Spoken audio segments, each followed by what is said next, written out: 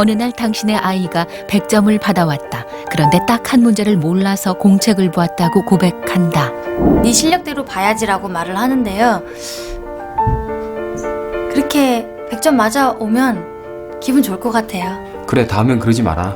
살아가면서 딱 한 번이고 하는 건 안 된다라는 건 인식은 시켜주되 어느 날 당신의 아이가 지하철에서 떨어진 아이를 구하겠다고 한다. 도와주라고 할 것 같은데요. 안 된다고 그럴 것 같아요. 위험하니까 너무. 저는 하라고 하겠습니다. 전 반대할 거예요.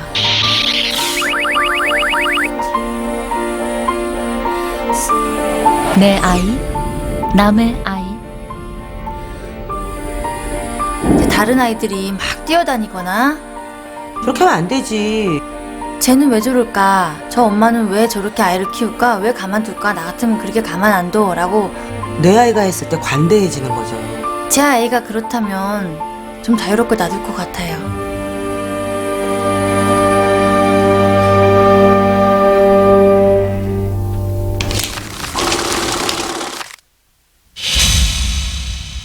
어느 날 아주 사소한 것이 당신의 허점을 찌릅니다.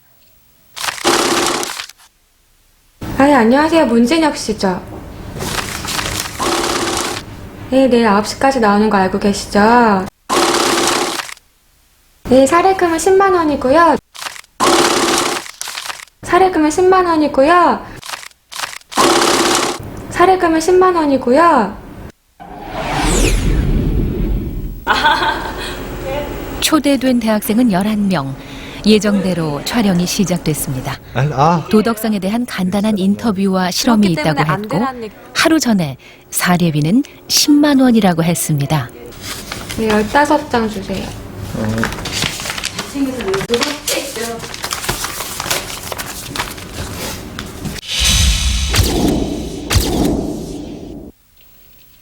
게임은 지금부터입니다. 이 사례금 얘기 들으셨죠? 사례금 주세요. 15만 원.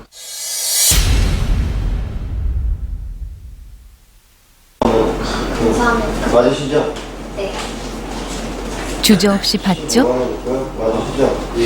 봉투에 적힌 액수도 봅니다. 15만 원 맞으시죠? 네. 네, 여기 15만 원이고요. 감사합니다. 맞죠? 감사합니다. 여기 있습니다. 15만 원이고요. 네. 네, 맞으시죠? 네. 사례금 얘기 아시죠? 네, 네. 네, 사례금 여기 15만 원이고요. 맞으시죠? 네, 진짜 많으시네요. 모두에게 15만 원이 맞느냐고 물었고 그들은 15만 원이 맞다고 대답했습니다.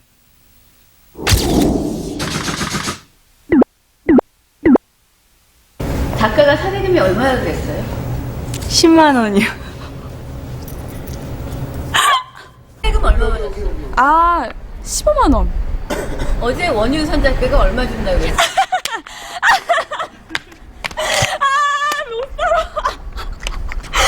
네, 어쩐지 그게 좀 이상하더라고요. 창피해요. 이건 안 돼요.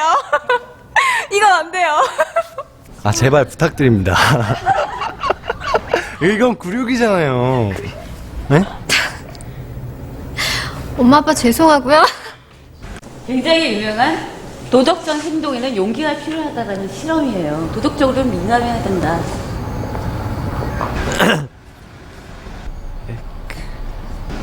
아버님께서 많이 조금 실망하실 것 같습니다.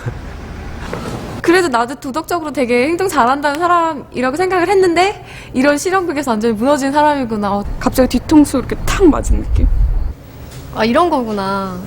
제가 당할 줄은 몰랐어요. 당신이라면 5만 원을 돌려줬을까요?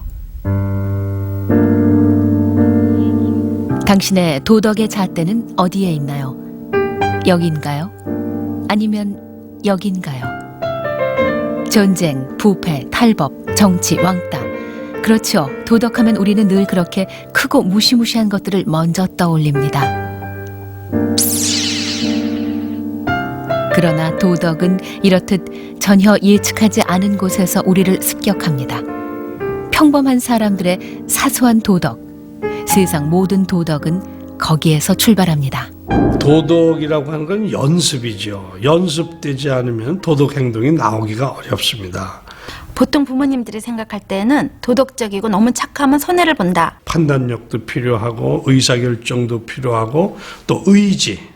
어떤 상황에 가더라도 내가 행동하는데 잣대가 될 수 있는 대단히 복잡한 어떤 심리적인 그런 정신적인 과정을 거쳐서 이루어지는 판단이다.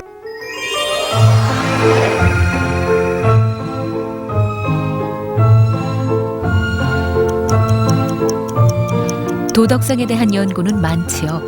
그러나 개별적인 한 인간의 도덕성을 측정한다는 것은 꽤나 까다로운 문제입니다.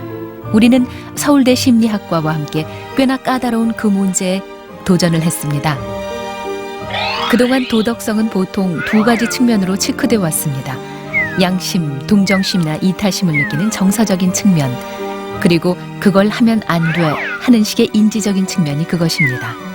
그러나 마음과 생각이 곧 도덕은 아니지요. 생각과 행동을 일치시킬 때만 도덕은 의미를 갖습니다. 우리는 지금 그것을 연결해 보려 합니다.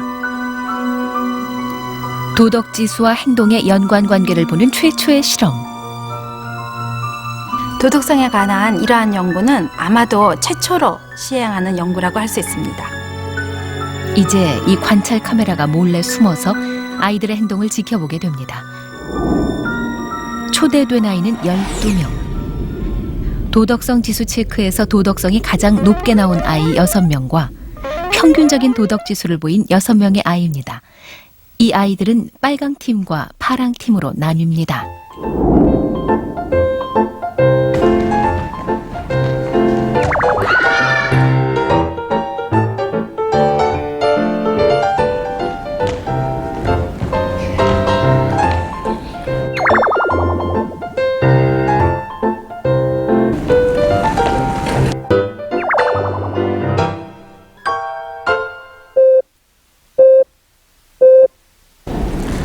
먼저 빨강조끼 팀입니다.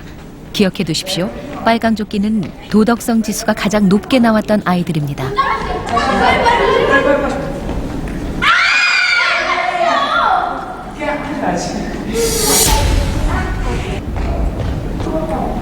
관찰 카메라는 숨겨져 있고 강당에는 아이들뿐입니다.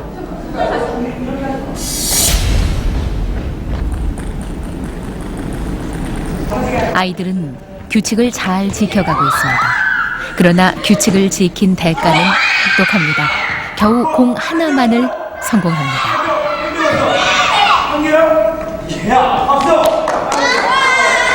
준비 시작. 5분에 들어올게.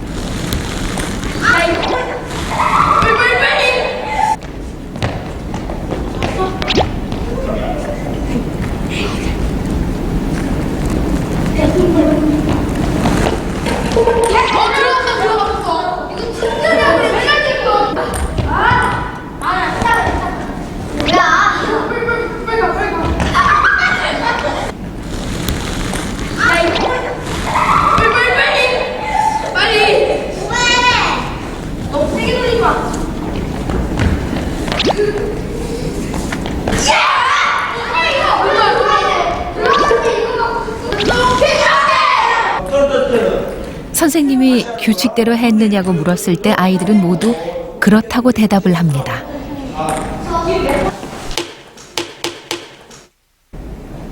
두 번째부터는 유혹의 요소를 더 강화해 보았습니다. 성공한 개수에 따라 선물을 준다는 달콤한 약속을 한 거죠.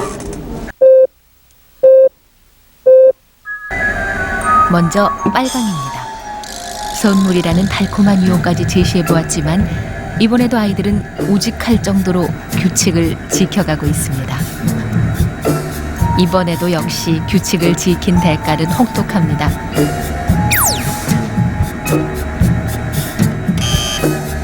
한 개를 던져보기도 전에 위반부터 합니다.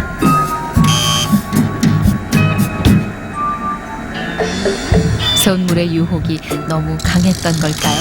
성공한 개수를 세고 이제 받게 될 선물의 마음을 뺏깁니다. 초등학교 4, 5, 6학년 때는 어떤 생각을 가지고 있냐면 칭찬받는 행동을 좋은 행동으로 알아요. 그래서 선생님이 칭찬 한번 해주면 신이 나고 자기가 아는 사람들에게 잘 보이는 것이 도덕적인 거라고 생각합니다.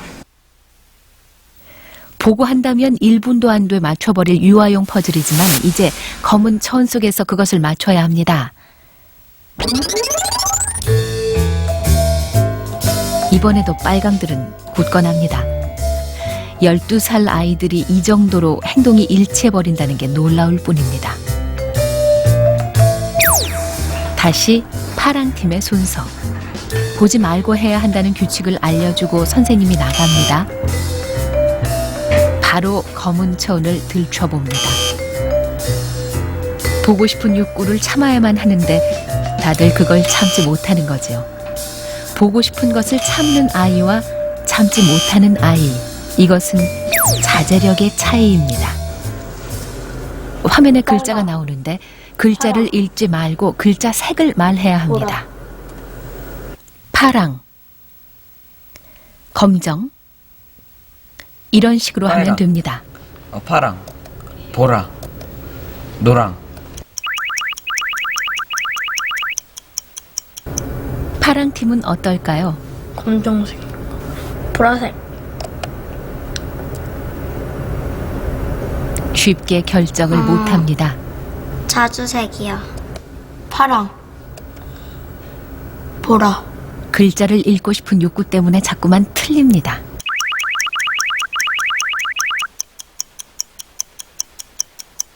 우리가 살아가면서 여러 가지 유혹도 있을 수 있겠고요. 또 자기 충동대로 행동을 할 수도 있고요. 거기에서 중요한 거가 내가 나를 자제할 수 있는 자제력이 중요하다라는 거죠.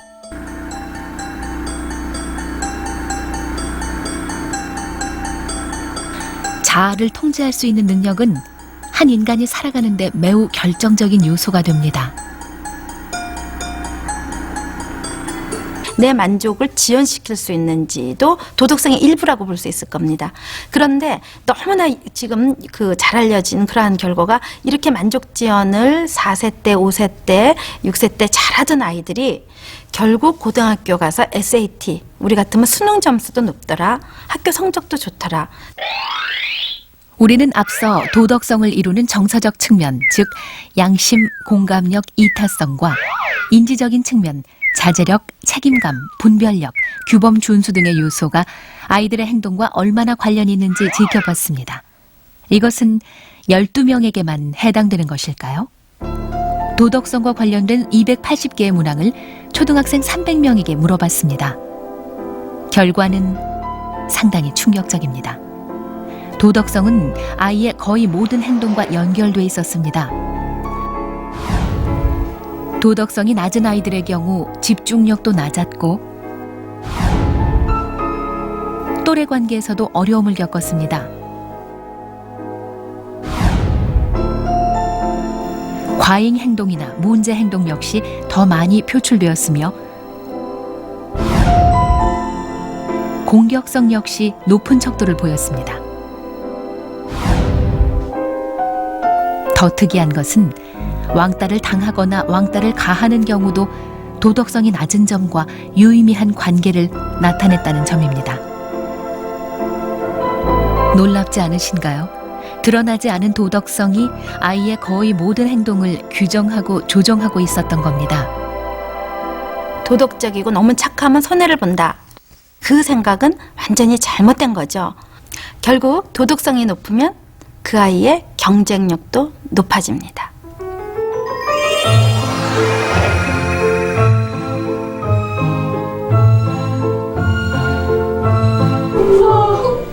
도덕성이 높기만 하면 인생의 어려운 과제를 다 풀어갈 수 있을까요?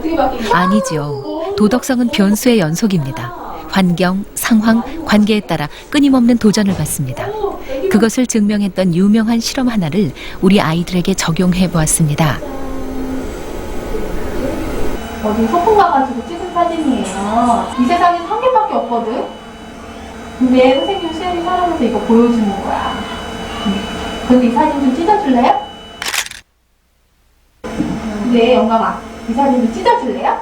응? 근데 수지야, 이 사진 좀 찢어줄래? 근데 태균아, 이 사진 좀 찢어줄래요?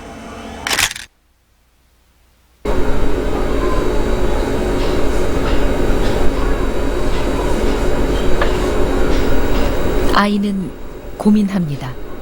아이에게 선생님은 절대적인 존재죠. 그 선생님의 부탁입니다.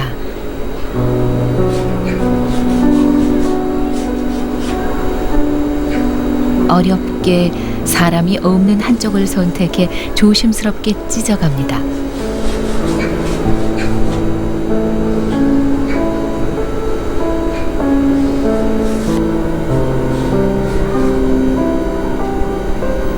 불편하지만 그래도 선생님의 부탁을 거절하지는 못합니다. 선생님의 부탁을 거절하면 선생님의 마음을 거스르는 것이고 선생님이 화를 낼지도 모른다는 불안감이 있는 거지요.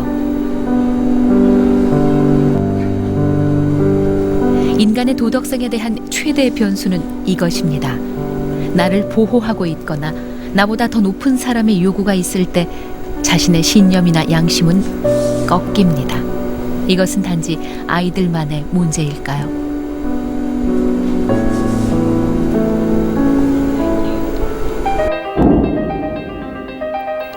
스테이니 밀그램, 그는 인간의 도덕성에 대한 가장 고통스러운 화두 하나를 던져놓은 사람입니다. 1961년 그는 신문에 모집 공고 하나를 냅니다. 자신의 실험에서 교사 역할을 해줄 사람을 모은다는 광고였습니다.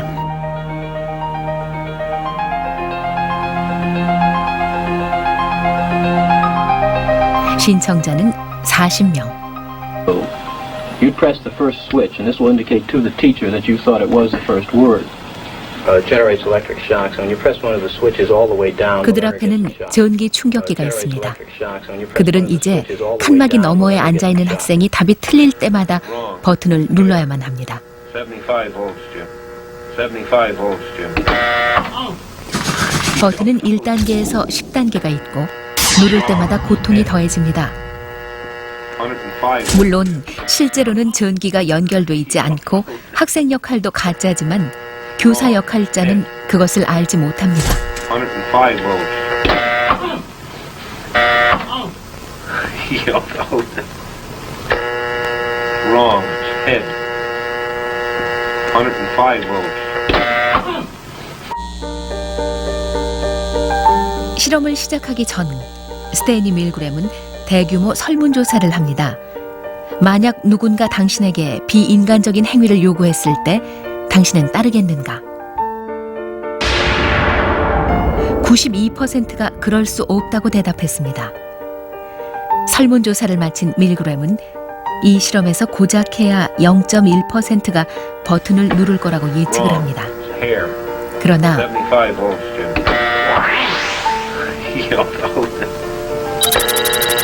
Wrong. Head. 백지장보다 얇고 위태로운 게 바로 인간의 도덕성입니다. 예일대라는 권위, 제복의 위력, 4달러를 받았다는 심리적 의무감. 인간은 너무도 쉽게 그것들에 자신의 도덕성을 맡겨버립니다. 지원아, 선생님이 선생님의 부탁을 거절하지 못했던 이 아이들 역시 마찬가지입니다.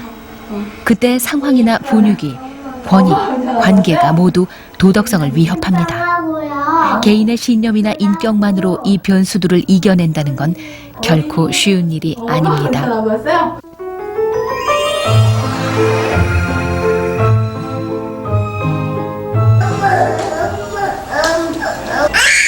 태어나면서부터 도덕적인 사람은 없겠지요.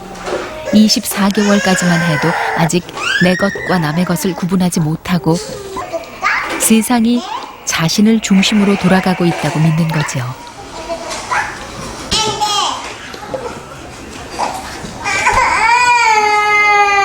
준영이 해봐, 한번. 엄마 맞출게 해봐. 아니, 준영이. 아니, 파. 여기 있다. 본인은 숨겼다고 생각하기 때문에 남도 그걸 못 볼 거라고 믿는 거지요. 여기 있네. 꼭꼭 숨어라 머리카락 보일라. 꼭꼭. 그래서 이 시기의 아이들은 숨바꼭질이 불가능합니다. 찾는다. 찾아. 어디가 있을까? 준혁이가 없네. 어디가 있지? 자신은 숨었다고 생각하기 때문에 남에게 자신이 보인다는 걸 알지 못하는 겁니다. 바보 같다고요? 잊지 마세요. 인간은 모두 한때 이렇게 귀여운 바보들이었습니다. 누구세요? 그러면 엄마가 여기다가 부어볼게. 어떤 게 더 많은지 얘기해줘야 돼. 몇 번이고 같은 양의 물이라는 걸 확인시켜 준 후 바로 눈앞에서 그릇만을 바꾼 다음 물의 양을 물어봅니다. 준아, 그릇이 달라졌지? 응. 그럼 엄마가 문제 내볼게. 어떤 게 더 많은 거 같아? 많은 거 가져보세요. 그럼 어떤 거 가져갈 거야? 가져가봐. 준이 앞으로. 그거 가져갈 거야. 이게 더 많아서? 이쪽 게 많아요? 이쪽 게 많아요? 이쪽 게. 이쪽 게. 자기가 바라보는 그릇의 차이만을 믿어버리는 거죠. 7살만 되어도 더 이상은 속지 않습니다. 주황색 물이 많을까? 파란색 물이 많을까? 똑같아. 그렇지. 똑같아. 4살 아이들은 세상 사람들이 모두 자기가 보는 것과 같은 것을 보고 있다고 믿습니다. 예담이 지금 뿡뿡이 어디가 보여요?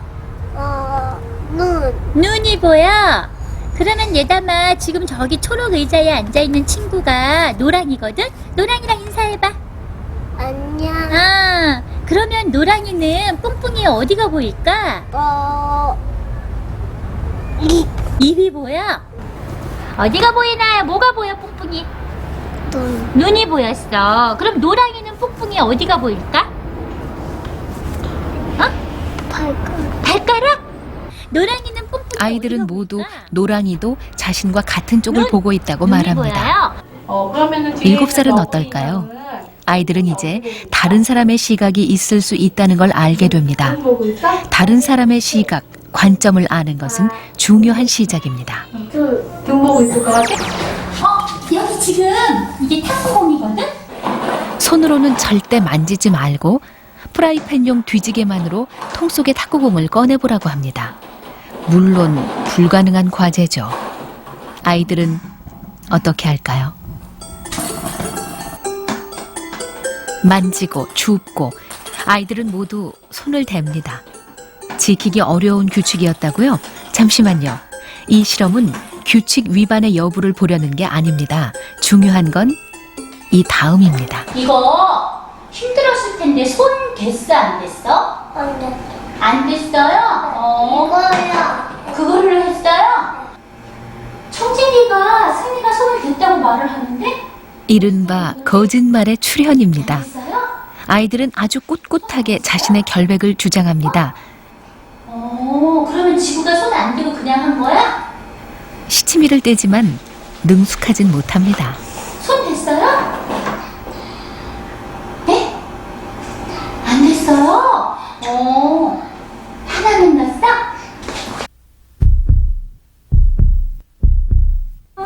식탁에 컵이 6개 있었어.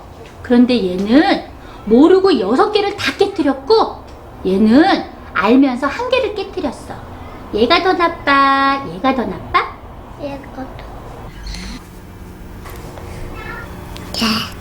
얘가요. 삐용 병원차 알지? 병원차에 아주 많이 아픈 사람이 탔어.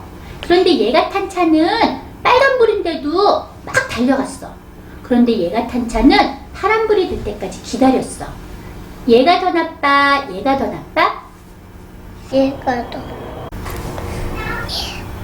얘가요. 얘가야?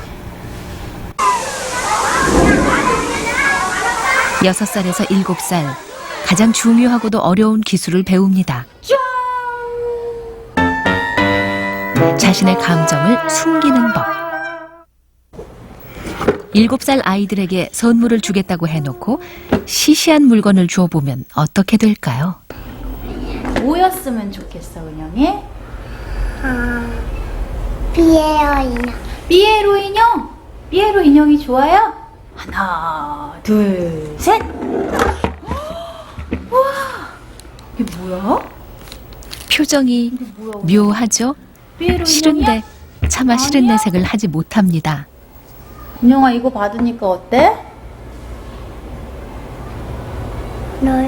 좋아요? 아이들은 상대방의 호의에 자신의 감정을 숨깁니다. 아, 집에 가도 엄마한테 자랑하고 자랑할 거예요? 이 시기 아이들은 사회적 거짓말, 즉 남을 배려하는 마음을 이미 배운 상태입니다. 여기까지 오는데 7년이 걸렸습니다. 콜버그는 인간의 도덕성이 6단계를 거쳐 발전한다고 정의했습니다. 3단계가 끝나야 비로소 아동기적 수준을 벗어납니다. 도덕과 법이 같은 개념으로 머릿속에 들어앉아요. 그게 이제 4단계고 어느 한 사회가 제대로 되려면 최소한 4단계 의식이 국민 대다수 속에 있어야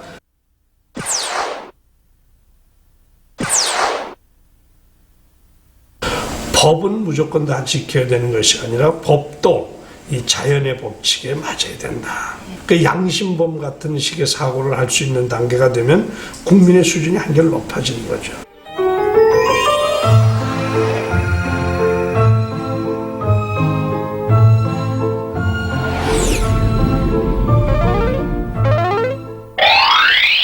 아이들의 도덕성은 앞서 본 대로 정서적 측면과 인지적 측면은 물론 최초로 행동적 측면까지 연결돼 측정됐습니다.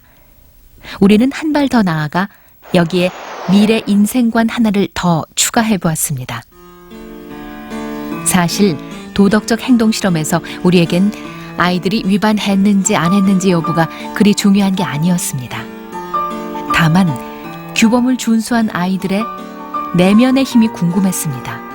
다른 아이들과 다른 그들의 강점은 무엇일까요? 문항은 모두 280문항. 도덕성이 높은 아이와 평균 아이들은 인생관에서 어떤 차이를 보이게 될까요? 아이들은 이제 숫자판으로 자신의 인생관을 표현합니다. 자신들이 직접 체크한 숫자들입니다.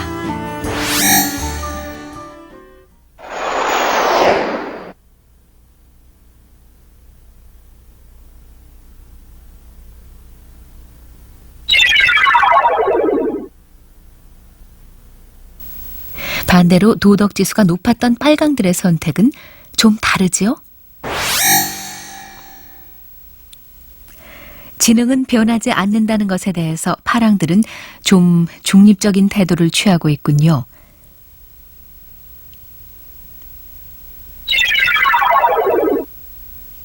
하지만 빨강들은 확실히 지능은 변한다고 믿는 쪽으로 더 많이 가 있습니다. 삶을 대하는 태도는 어떤가요? 이 문제에서 파랑들은 유독 더 낮은 수치를 선택합니다.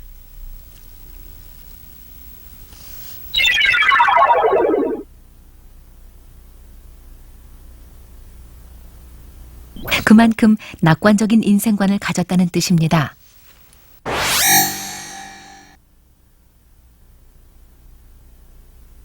이번에도 파랑들은 낮은 숫자를 드는군요.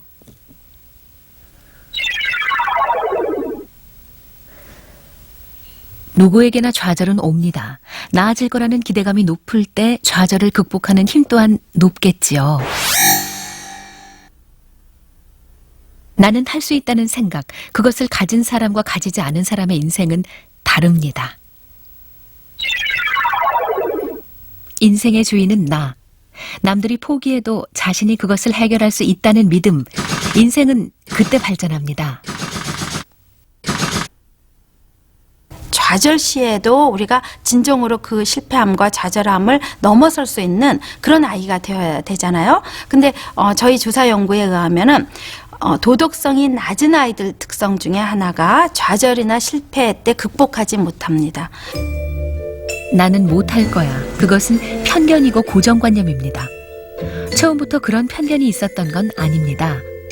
이 간단한 테스트로 나이에 따른 편견과 고정관념의 정도를 비교해 볼까요? 도둑이 들었어요. 네. 이 중에 누가 도둑일까? 1번이요. 1번이요. 1번이요. 1번이요. 이 사람. 이 중에 누가 도둑일까요? 2번. 어린아이들은 도둑에 대한 편견이 한결 적다는 뜻이겠죠. 2번 같아요. 2번. 공주님이 살아요. 자, 공주님이 이 중에 누구일까? 1번이요. 1번이요. 1번이요. 이 중에 공주님은 누구일까요? 2번. 이번에도 다르죠. 2번. 나이가 어릴수록 한결 더 유연한 사고를 2번. 하고 있습니다. 2번이요. 어느 집에 사는 사람이 더 행복할까요? 2번이요. 2번이요. 2번이요. 세 사람 중에 네. 누가 박사님 것 같아요? 1번이요. 영화에서 보면 다 늙으시고 안경을 쓰고 계셔서요. 도대체 언제부터 이런 편견이 생겨난 걸까요? 아이들의 편견은 어떻게 만들어지는가? 와인잔을 가득 채우는 모습을 카메라로 찍은 다음 그것을 아이들에게 보여줘 봤습니다.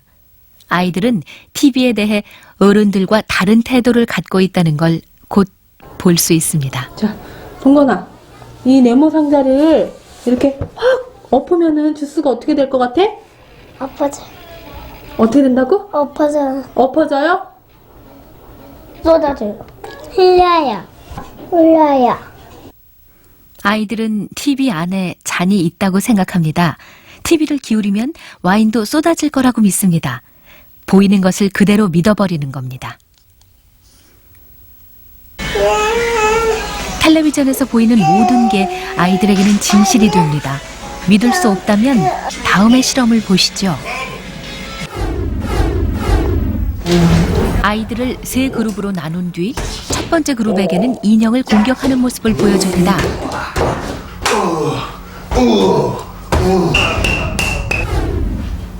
두 번째 그룹에게는 인형을 사랑하고 보살피는 온화한 모습을 보여줍니다. 멋있다, 우와. 세 번째 그룹은 인형에게는 별다른 관심을 보이지 않는 무관심한 모습을 보여줍니다.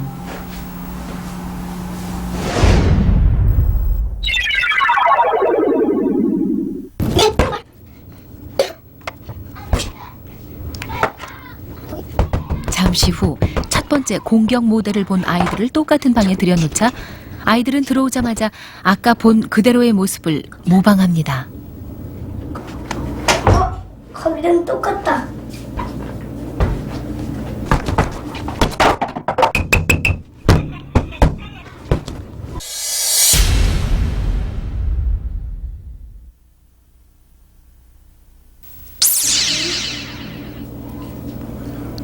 두 번째 친절 모델을 본 아이들입니다. 아이들은 옆에 칼이 있어도 그것을 사용하지 않습니다. 정확히 자신이 본 행동을 그대로 따라합니다.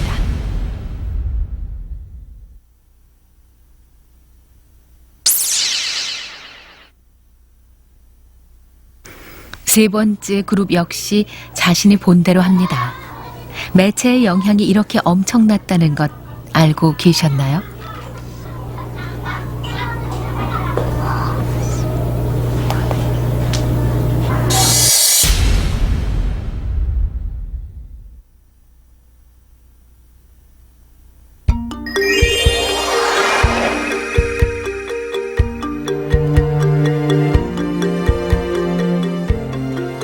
아이의 이야기가 아닙니다. 도덕성에 관한 한 아이와 어른의 차이는 종이 한 장보다 얇습니다.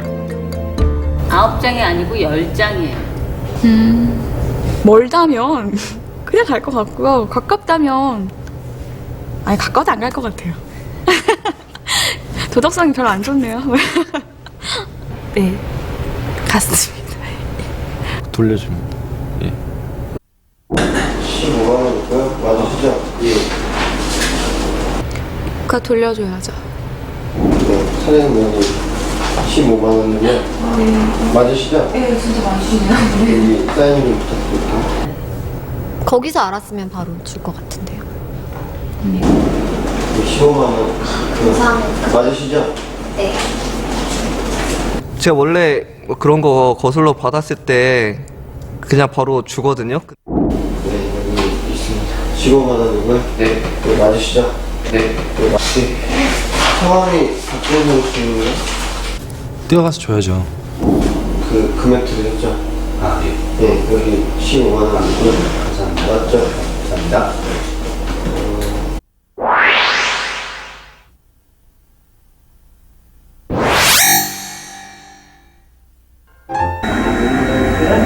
인간의 도덕성은 과연 뭘까요?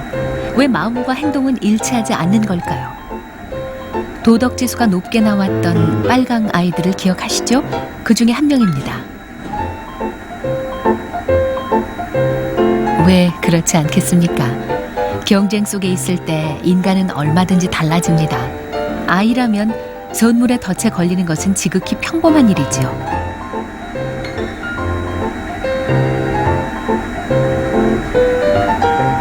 익명성, 경쟁, 시간의 촉박함이 아이를 더 강하게 지배합니다. 어른은 다를까요? 웬걸요. 어른은 보통 그런 상황에 처하면 상황 논리로 자신을 합리화까지 합니다.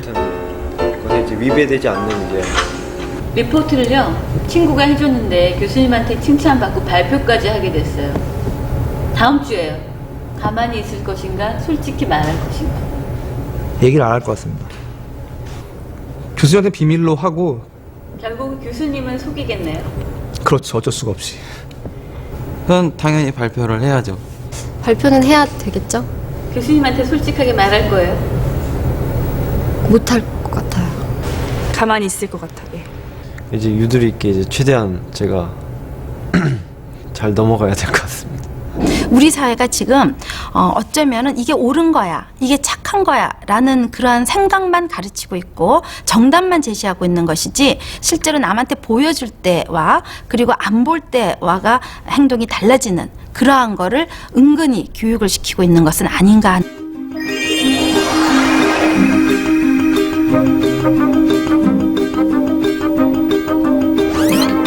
이야기는 다시 맨 처음으로 돌아갑니다. 그렇죠. 상황에 따라 언제고 포기해버릴 수 있는 도덕성. 그게 인간의 전부는 아닐 겁니다. 큰 수치에 가려졌던 작은 이야기. 어쩌면 희망은 거기에 있을 겁니다.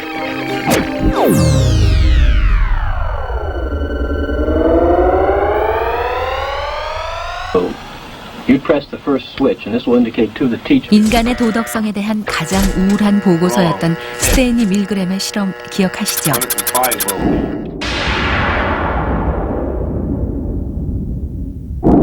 Instances where human life wasn't involved or a person that had suffered, maybe I keep going on. But I mean, I couldn't see the point. I don't want a guy who suffered that. 그러나 그 큰 수치에 가려진 35%의 사람들, 그들은 거부했습니다.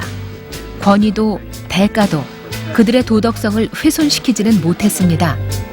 큰 수치에 가려졌던 작은 수치의 사람들. 어쩌면 인간의 도덕성에 대한 이야기는 거기에서 시작되어야 하는지도 모릅니다.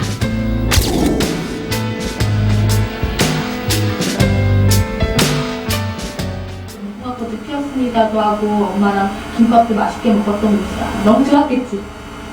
근데 이 사진 좀 찢어줄래요? 사진 좀 찢어줄래? 사진을 찢어달라는 부탁을 했을 때 대부분의 아이들은 거부하지 못했습니다.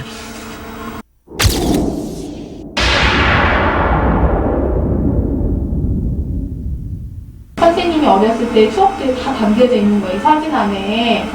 그런데 수재야, 이 사진 좀 찢어줄래? 아니요. 아, 찢어주세요. 그냥 찢어주세요. 어떻게 찢어요, 이걸? 플라스틱인데. 플라스틱 아니에요. 어떻게 찢어요? 그냥 찢어주세요.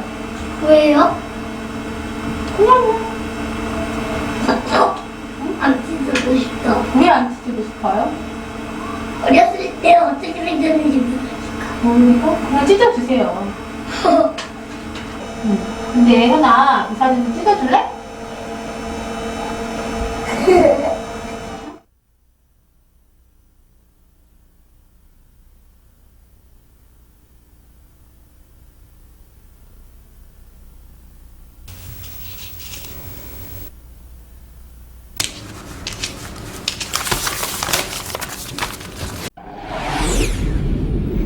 약속과는 달리 5만 원이 더 지급됐을 때 대부분은 모르는 척 돈을 받았지요.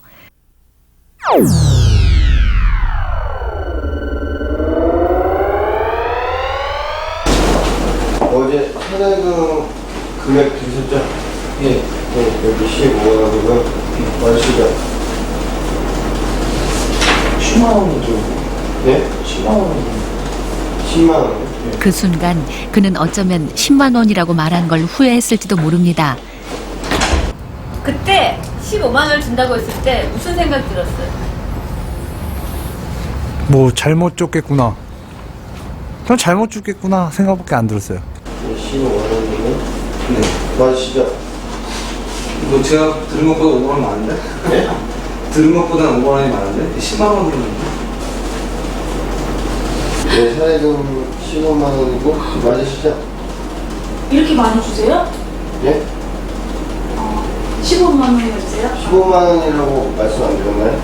10만 원이라고 그러는데. 아, 10만 원이요? 10만 원이면 좀 아니. 잠시만요. 네. 오늘 딸면서 돈을 받나 보더군요. 저 되게 놀랐어요. 어떠세요? 에? 무슨 생각했어요? 솔직하게. 입이 방정이다. 그러겠어. 가만히 있었으면 15만 원 받았을 텐데라고 생각했어. 결과적으로는 어때요? 행복해 지금. 아 너무 치밀하다 도덕성. 치밀하고 행복한 도덕성. 스스로 자신의 정직을 확인하는 순간만큼 인간을 행복하게 하는 게 또 있을까요? 인생관까지 좌우했던 도덕성의 비밀은 바로 거기에 있을 겁니다. 맞아요. 감사합니다. 유리는 내 것과 남의 것을 구분하지 못해 보이는 것은 일단 뺏고 봅니다. 아직 도덕성의 1단계에도 이르지 못한 유아기 상태지요. 그러나 정말 그럴까요? 유리를 조그마한 실험실로 초대했습니다. 엄마와 한창 놀고 있을 때 요구르트를 쟁반에 받쳐들고 누군가 들어섭니다. 실수를 한 척 요구르트 병을 쏟아버립니다. 그러자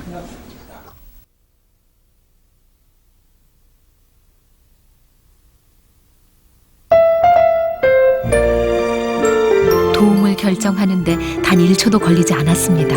인간은 모두 여기에서 출발했습니다. 더 어린 아이들로 내려가 볼까요? 동그라미 하나가 힘겹게 산을 오르고 있습니다.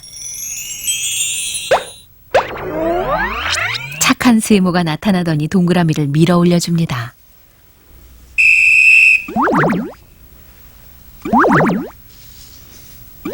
다시 동그라미 하나가 힘겹게 산을 오릅니다. 이번에는 나쁜 네모가 나타나 동그라미를 밀어버립니다. 아이들에게 그 두 개의 상황을 보여줍니다. 10개월 된 아이들입니다.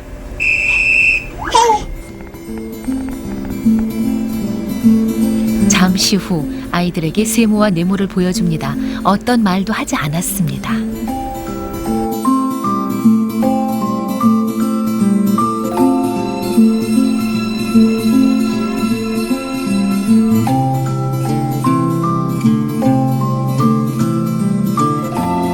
%100% 착한 세모를 짚습니다. 인간은 모두 여기에서 출발했습니다.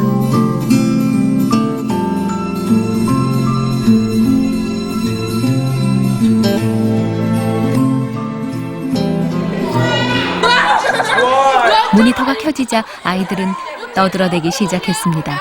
무안함과 민망함을 감추기 위해서죠.